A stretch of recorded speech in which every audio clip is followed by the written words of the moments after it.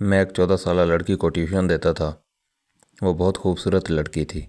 एक दिन इसके वालिद रात देर तक ना आ सके। वो बहुत डरी हुई थी और मेरे कंबल में घुस गई। इसको इतना करीब आते देखकर मैंने इससे कहा, देखो, मैं जो भी करूँगा डरना नहीं।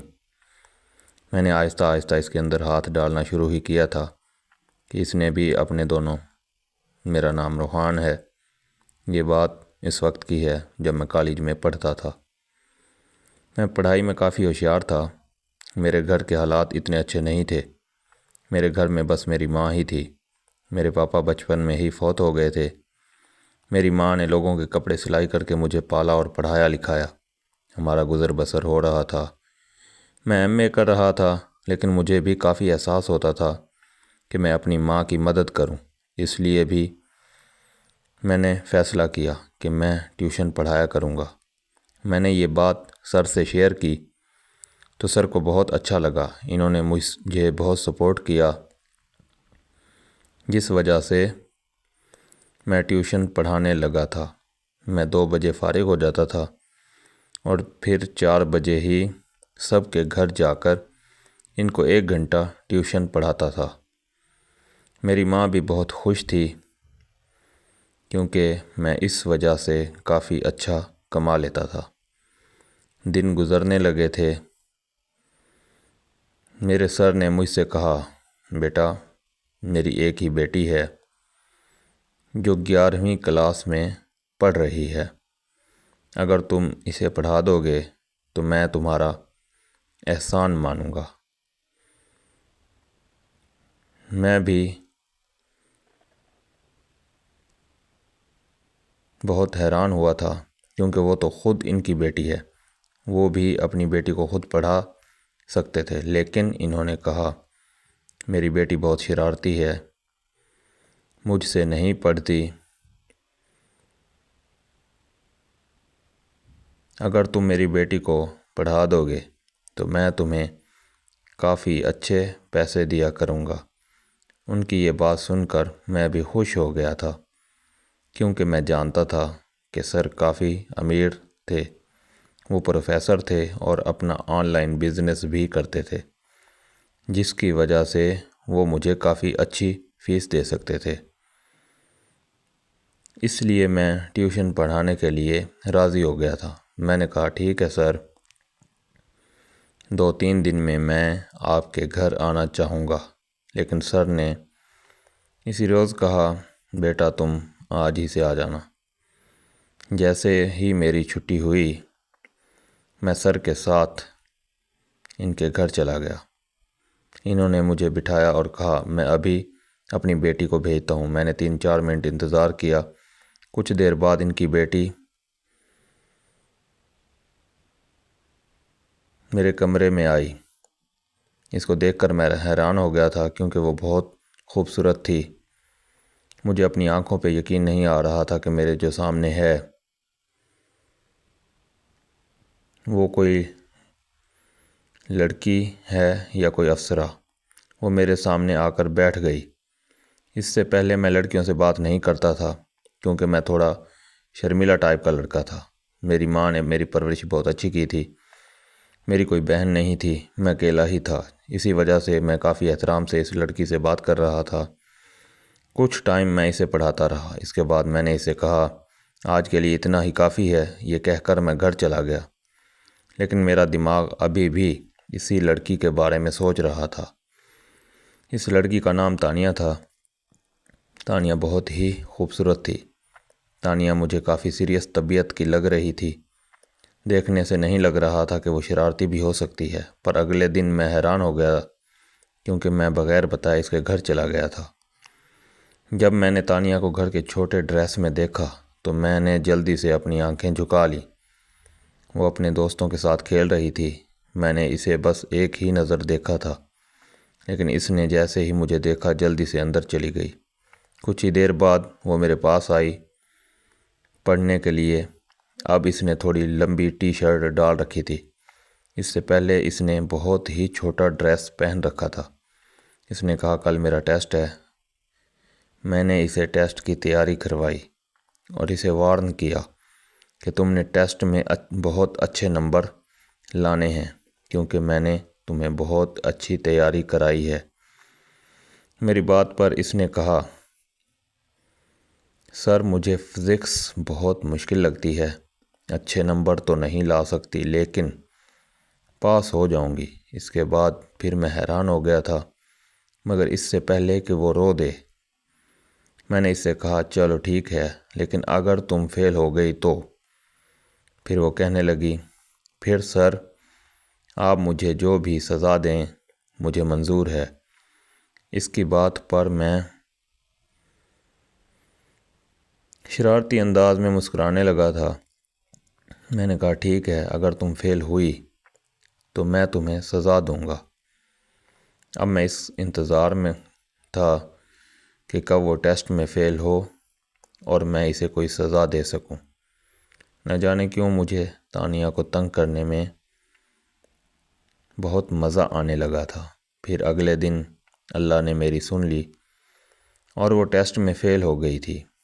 मेरा दिल खुशी से उछल गया था, लेकिन मैंने बनावटी गुस्सा अपने चेहरे पर सजाया और तानिया से कहने लगा, ये तुमने क्या कर दिया? मैंने तुम्हें इतनी अच्छी तैयारी करवाई थी, लेकिन तुम टेस्ट में फ़ेल हो गई हो। वो कहने लगी, सर मुझे जो भी सज़ा दें मुझे मंजूर है, पर मैं क्या करती? मुझे पढ़ाया हुआ सब कुछ भूल गया था। वो बहुत मासूमियत से मुझसे कह रही थी। मैंने कहा, मैंने तुमसे कल क्या कहा था? वो कहने लगी, आपने यही कहा था कि अगर तुमने टेस्ट अच्छा नहीं दिया तो मैं आपको सज़ा दूंगा, लेकिन अब आप मुझे जो दिल चाहे सज़ा दें। मेरा दिल फैलने लगा था। मैंने एक नज़र इस पर डाली। हम दोनों के अलावा कोई भी मौजूद नहीं था। मेरे साथ इतनी खूबसूरत लड़की मौजूद थी और इसकी खूबसूरती को देखकर मेरा दिल बहकने लगा था। अजीब हालत हो रही थी। मेरे ऊपर शैतान सवार हो गया था। मैंने इससे धीरे से कहा, तो फिर ठीक है, मेरे पास आओ, मैं तुम्हें सज़ा देना चाहता हूँ। तानिया बहुत मासूम थी। वो मेरी बात मान गई और मेरे पास आकर बैठ गई थी। मैंने इससे पूछा, तुम कितने साल की हो? वो कहने लगी, मैं तो 18 साल की हूँ। वो 18 साल की थी और मैं 24 साल का था। मैंने इससे कहा, मैं तुम्हें कोई भी सज़ा दूंगा तो क्या तुम अपने घर वालों को वो सज़ा बता दोगी? वो कहने लगी, नहीं सर, मैं आपकी सज़ा नहीं बताऊंगी। अगर ऐसा किया तो पापा मुझ पर गुस्सा होंगे, क्योंकि मैंने आपके पढ़ाने के बावजूद अपनी पढ़ाई पर ध्यान नहीं दिया। इसलिए मैं सज़ा किसी को भी नहीं बताऊंगी। मैं खामोश हो गया था। इसके गुलाबी होंठों को देखकर मेरा दिल चाहा कि इसे बाहों में भर कर प्यार कर लूं, लेकिन मेरा दिल ये कहने से इनकार कर रहा था। कहीं ना कहीं मेरी माँ की दी हुई अच्छी परवरिश ने मुझे रोक लिया था। इसलिए मैंने फ़ैसला कर लिया और इससे कहा कि नहीं, मैं आज तुम्हें सज़ा नहीं दूंगा, लेकिन आइंदा तुमने किसी भी टेस्ट में इस तरह की कोई भी गलती की और फेल हो गई तो मैं तुम्हें ज़रूर सज़ा दूंगा। चलो आज माफ़ कर देता हूँ। तो वो खुश हो गई थी और मैं वापस इसे पढ़ाने लगा था। एक दिन मैं कॉलेज में ही था जब सर मेरे पास आए और कहने लगे, बेटा मुझे तुमसे कोई बात करनी है।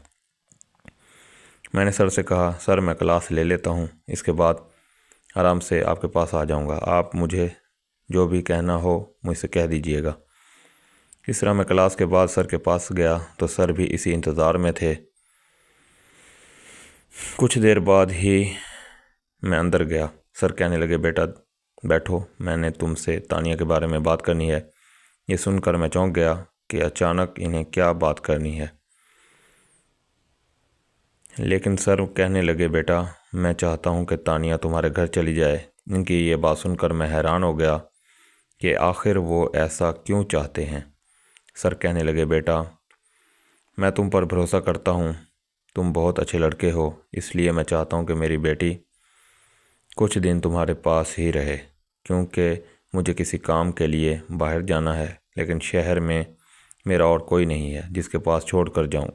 और वैसे भी इसके टेस्ट हो रहे हैं। मैंने यही सोचा कि तुम इसे पढ़ाते भी हो, इसलिए तुम्हारे घर तुम्हारी माँ इसका ख्याल रखेंगी। मैंने सर की बात सुनी तो मैं हैरत में डूब गया कि मैं क्या फ़ैसला करूं, लेकिन मैंने सर को कोई बात नहीं की। मैं आपकी बेटी को अपने घर पर ही पढ़ा दूंगा, लेकिन अंदर से मेरा दिल कहीं ज़्यादा परेशान हो रहा था। क्योंकि मैंने बहुत मुश्किल फ़ैसला लिया था। ये कैसे हो सकता है कि मैं तानिया को अपने ही घर में देखकर कैसे संभाल सकता हूँ। इतनी खूबसूरत लड़की मेरे पास मेरे साथ रहने वाली थी। लेकिन फिर मैंने माँ का सोचा कि वो तो घर पर ही मौजूद होंगी, मैं इसे अपनी माँ के पास सुला दिया करूँगा। यही सोच कर मैंने सर को हाँ कर दी थी। फिर सर मुझे अपने साथ अपने घर ले गए। सर ने तानिया को फ़ोन करके तैयार रहने के लिए कह दिया था। इसके साथ एक छोटा सा बैग भी था। तानिया काफ़ी उदास थी। सर इसे समझाने लगे, बेटा देखो, अपने टीचर को तंग नहीं करना, वो आपको पढ़ाएंगे और इनकी माँ तुम्हारा ख्याल रखेगी।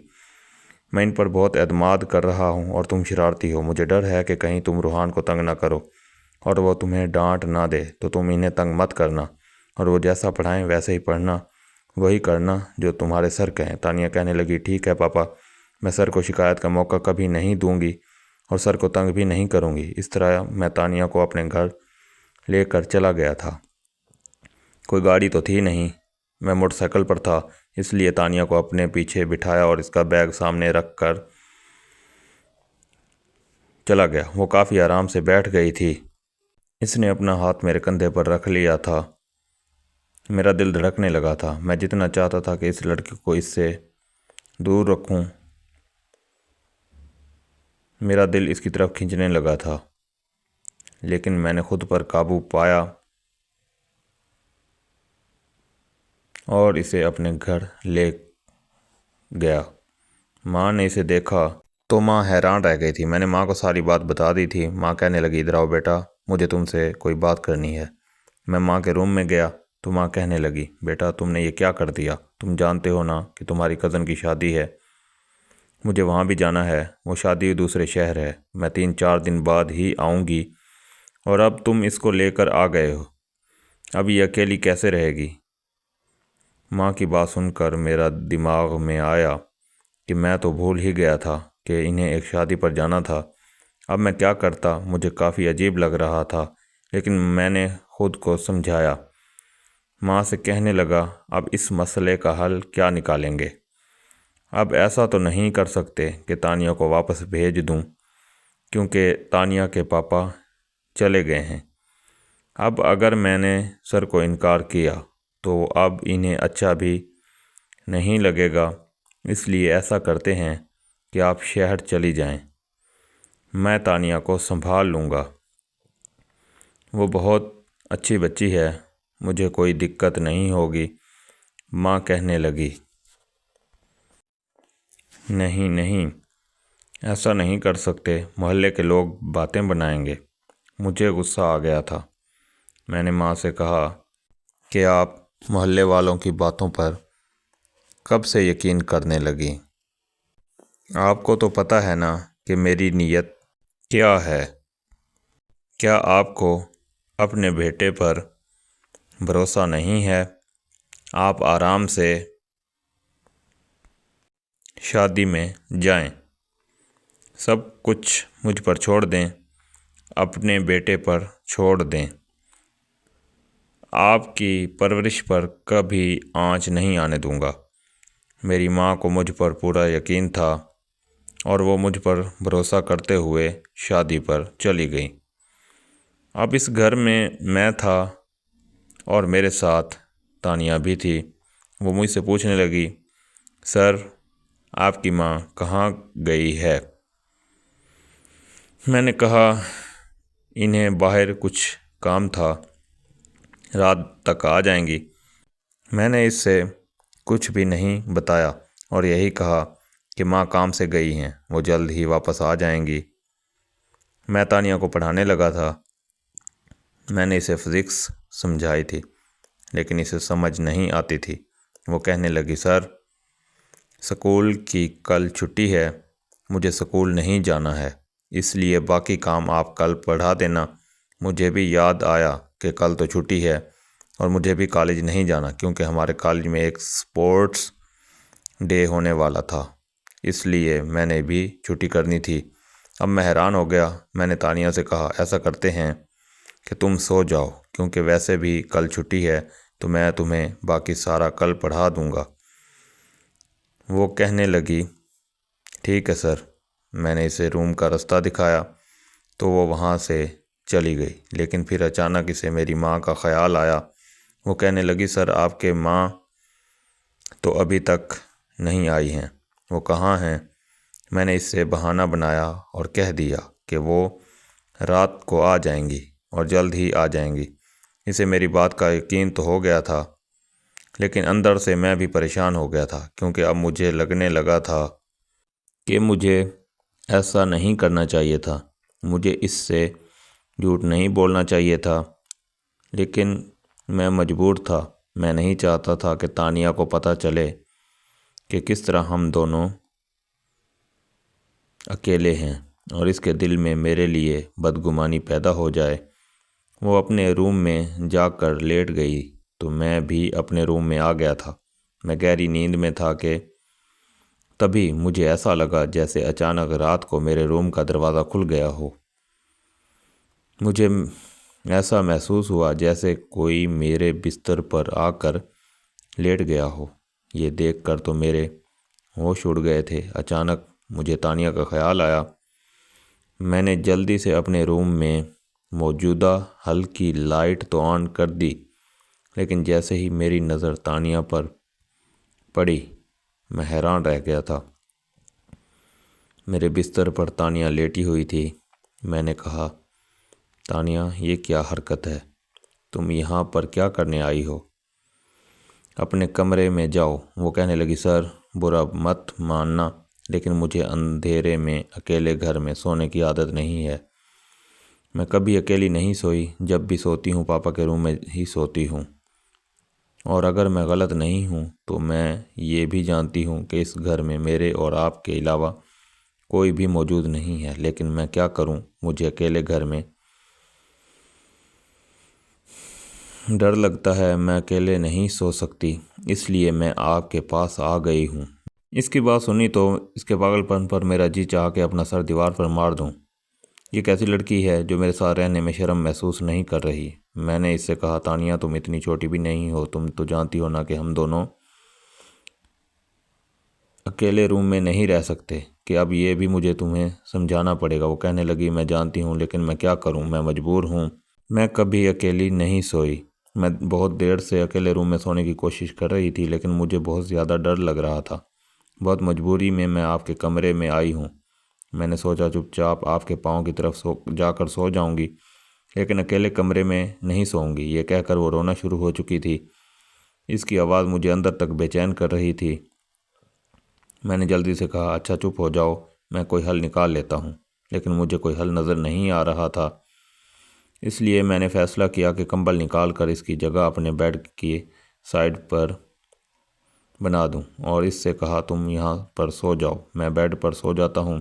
वो कहने लगी, जी मुझे बेड पर ही नींद आती है, मुझे नीचे नींद नहीं आती। मजबूरन मैंने इसे अपनी जगह दे दी और वो बेड पर सो गई और मैं नीचे ज़मीन पर कंबल बिछाकर सो गया था। मैं अंदर ही अंदर खुद को कोस रहा था। मैं दिमाग में ये बात थी कि क्यों नहीं बताया कि माँ शहर से बाहर जा रही हैं। वो घर पर नहीं होंगी तो मैं कभी भी तानिया को अपने पास ना बुलाता। लेकिन अब तानिया मज़े से मीठी नींद सो रही थी, जबकि मुझे ज़मीन पर नींद नहीं आ रही थी। ऊपर से तानिया के सोने का ढंग मुझे और भी डिस्टर्ब कर रहा था। एक तो वो बहुत ही फुल टाइट सूट में थी, ऊपर से कंबल भी नहीं ओढ़ रही थी। फ़ौरन कंबल उतार कर फेंक दिया था और बेड पर फैल कर सोई हुई थी। बार बार मेरी नज़र इस पर उठ रही थी और मेरा दिल की धड़कनें बेकाबू हो रही थी। मैंने जैसे तैसे खुद पर काबू किया था, लेकिन मैंने सोच लिया था कि अब आगे मुझे क्या करना है। अगले दिन मुझे काफ़ी गुस्सा आ रहा था। तानिया जल्दी उठ गई थी। इसने लाइट ऑन कर दी। मैंने इसे गुस्से से कहा, यह क्या हरकत है? मैंने फ़ैसला कर लिया था कि अब मैं इसे डांट कर ही रहूँगा और इसे इतना पता चल जाएगा कि इसने किया किया है। मैंने इसे काफ़ी डांटा था, इससे एक टॉपिक बार बार याद कराता था और जब इससे नहीं हो रहा था तो गुस्से में मैंने इसे थप्पड़ भी मार दिया था। वो अपना गाल पकड़े हैरत से मुझे देख रही थी। मैंने ये थप्पड़ जानबूझकर मारा था कि वो रात को मेरे करीब दोबारा ना आए। मैं नहीं चाहता था कि जज्बात में उभरा कर मैं कोई गलत कदम उठा लूं। तानिया भी समझ गई थी। बड़ी बड़ी आंखों में आंसू भरकर कहने लगी, ठीक है, मैं अब आपको तंग नहीं करूंगी। मैं वापस अपने घर चली जाती हूँ, लेकिन मैं मजबूर था। मैं इसे वापस नहीं भेज सकता था। 4 दिन इसी तरह गुस्सा करना मुझे बहुत बुरा लग रहा था, लेकिन इसके बाद तानिया ने अपने बाबा को बता दिया था। लेकिन सर ने मुझे कुछ भी नहीं कहा था। वो उल्टा शर्मिंदा थे और कहने लगे, मैं माफ़ी मांगता हूँ, मैं जानता हूँ कि मेरी बेटी शरारती है, वो कोई ऐसी हरकत ज़रूर कर देगी। मैंने सर से कहा, कोई बात नहीं, मैं जानता हूँ कि तानिया छोटी बच्ची है, इसे समझ नहीं थी, इसलिए मैंने भी इसे इजाज़त दी थी। लेकिन अगले दिन सर ने कह दिया, अब तानिया तुमसे नहीं पढ़ेगी, इसके लिए कोई लड़की का इंतज़ाम करूँगा जिससे पढ़ा करेगी और तभी वो डर कर पढ़ेगी। इसलिए अब मुझसे नहीं पढ़ती थी, लेकिन मेरा गुज़र बसर तो फिर भी चल रहा था। मैं धीरे धीरे तानिया को भूल गया था, लेकिन दिल के किसी कोने में वो अभी भी बसी हुई थी। जो मैंने इसे थप्पड़ मारा था, इसकी आंखों में आंसू चमक आए थे। इस पल को याद करता हूँ तो दिल में परेशानी होती है। मैं नहीं चाहता था कि मेरी वजह से तानिया की आंखों में आंसू आएं, लेकिन मुझे तानिया को थप्पड़ मारना ज़रूरी था, वरना वो उम्र के जिस हिस्से में थी कभी भी भाग सकती थी, और मैं भी इस वक्त उम्र के जिस हिस्से में था। हम दोनों की उम्र नाजुक थी। अगर इस वक्त मैं कुछ गलत कर जाता तो ज़िंदगी भर खुद से नज़र नहीं मिला पाता और ना ही अपनी माँ के सामने नज़र उठाकर बात कर पाता। इससे मजबूरन तानिया को सही राह दिखाने के लिए इसे थप्पड़ मारना ज़रूरी था। 5 साल का वक्त गुजर चुका था। एक दिन मुझे पता चला कि अब वो यूनिवर्सिटी पहुंच गई है। मैं बहुत हैरान हुआ था, क्योंकि इस वक्त मैं भी जॉब कर रहा था। वो मुझसे 6 साल ही छोटी थी। इधर अचानक मेरी नज़र यूनिवर्सिटी के गेट पर तानिया पर पड़ी थी। मैं इसकी खूबसूरती को देखकर हैरान हो गया था। वो छोटी नहीं रही थी, बल्कि बड़ी और समझदार बन गई थी। इसे यूनिवर्सिटी की हवा लग गई थी। कुछ लड़के इसके आसपास खड़े थे और इससे बातें कर रहे थे। मैं हैरान हुआ। मैंने इसको पास से देखा। शायद वो भी मुझे पहचान गई थी, लेकिन वो मेरे पास नहीं आई। मैं बहुत हैरान हुआ कि ऐसी भी क्या नाराज़गी कि वो मेरे पास नहीं आई। कितने दिन इसी तरह गुजरने लगे। मेरा दिल कहीं तड़प रहा था। दिल में दबी हुई तानिया की मोहब्बत कहीं न कहीं मचलने लगी थी। मैं अब तानिया को ही देखता था। इसके पास 4 लड़के होते थे जो इसके दोस्त बन गए थे, और मुझे बहुत बुरा लग रहा था। मजबूरन एक दिन मैंने तानिया के पास चला गया और इससे कहने लगा, क्या तुमने मुझे पहचाना? इसने मेरी बात का जवाब नहीं दिया। मैं बहुत गुस्से में आया और इसका हाथ पकड़कर इसको दरख्त की साइड पर ले गया। वो कहने लगी, ये क्या हरकत है? मैंने इससे कहा, जब तुम मुझे इस तरह इग्नोर करोगी तो मैं ये सब करने पर मजबूर हो जाऊंगा, इसलिए चुपचाप मेरी बात सुनो। तानिया कहने लगी, मैं जानती हूँ मैंने तुम्हें बहुत तंग किया था। इसकी बात सुनकर मैं हैरान हो गया था। मैं कहने लगा, मैंने तुम्हें पढ़ाया, क्या तुम इसका बदला इस तरह लोगी? मैं तुम्हारी बहुत इज्जत करता था, लेकिन अब तुम मुझसे ऐसे बात करोगी? वो कहने लगी, इस वक्त तो मेरे उस्ताद थे, लेकिन अब तो मेरे कुछ नहीं लगते, और जिनको मैं नहीं जानती मैं इनसे ऐसे ही बात करती हूँ। मैं बहुत परेशान हो गया था कि इससे कैसे माफ़ी मांगूं। फिर एक रोज़ मैंने इसे माफ़ी मांग ली थी। मैंने इससे कहा कि इस वक्त मेरा तुम पर गुस्सा करना बहुत ज़्यादा ज़रूरी था। अगर मैं तुम पर गुस्सा नहीं करता तो बहुत कुछ गलत हो जाता। तुम और मैं उम्र के जिस हिस्से में थे, वो उम्र बहुत नाजुक होती है। ज़रा सी गलती हम दोनों को बर्बाद करके रख देती। तो इसलिए मुझे तुम पर गुस्सा करना पड़ा था और तुम पर हाथ उठाना पड़ा था, क्योंकि ये कोई छोटी बात नहीं थी कि जवान लड़की मेरे साथ सोए। मैंने कहा, मैंने तुम पर इसलिए गुस्सा किया था कि तुम गुस्सा होकर मुझसे अलग सोना शुरू कर दो। मैं एक लड़का था, कब तक अपने आप पर कंट्रोल करता। मैं नहीं चाहता था कि मैं तुम्हारे साथ कुछ गलत करूं, और सच तो ये है कि मैं धीरे धीरे तुम्हें चाहने लगा था। मुझे तुमसे मोहब्बत हो गई थी। वो मेरी बात सुनकर खामोश रही, कुछ भी नहीं बोली थी, लेकिन इसकी आंखों की चमक ने मुझे बता दिया था कि वो मेरी बात सुनकर खुश हुई थी। शायद वो भी मुझसे मोहब्बत करती थी। वो चली गई थी। मैं भी कुछ देर खड़ा रहा और फिर वापस चल दिया, क्योंकि अब मैं जानता था कि शायद इसे गलती का एहसास हो जाएगा और वो मुझसे माफ़ी मांगेगी। फिर दिन इसी तरह गुजरने लगे थे। तानिया आई ही नहीं थी। कुछ दिन इसी तरह गुजर गए। एक रोज़ किसी ने मुझे आवाज़ लगाई। जैसे मैंने पीछे देखा तो तानिया थी। वो मेरे पास आई और कहने लगी, मुझे माफ़ कर दें, मुझे ये सब कुछ नहीं करना चाहिए था, लेकिन मैं क्या करती। मुझे आज तक किसी ने ऐसे बात नहीं की थी जिस तरह तुम बात करते थे। तुमने मुझे पढ़ाया था, इसका बहुत बहुत शुक्रिया। लेकिन मैं बहुत नाजुक थी। मेरे पापा ने कभी भी मुझसे इस तरह तेज़ लहजे में बात नहीं की थी। लेकिन जब से तुमने मुझे थप्पड़ मारा था, तब से मैंने सोच लिया था कि मैं अपने बाबा को बता दूंगी कि मैं तुमसे नहीं पढ़ूंगी। और मैंने सोचा था कि अपने बाबा से कहकर कोई दूसरा टीचर रख लूँगी। इसके बाद मैं थोड़ा सा मुस्कुराने लगा। अगले ही दिन मैंने अपनी माँ को अपना रिश्ता लेकर तानिया के बाबा के पास भेज दिया था। सर को भी इस रिश्ते पर कोई एतराज़ नहीं था। खुशी खुशी सब इस रिश्ते के लिए राज़ी हो गए और 10 दिन बाद तानिया अब मेरी दुल्हन बनकर मेरे कमरे में बैठी हुई थी और मैं इसके सामने बैठा इसे देख रहा था और वो शर्म से अपने आप में सिमटती जा रही थी। मैंने इसका हाथ थाम कर कहा, तानिया, अब तुम पूरे अख्तियार के साथ मेरे बिस्तर पर मेरे साथ सो सकती हो।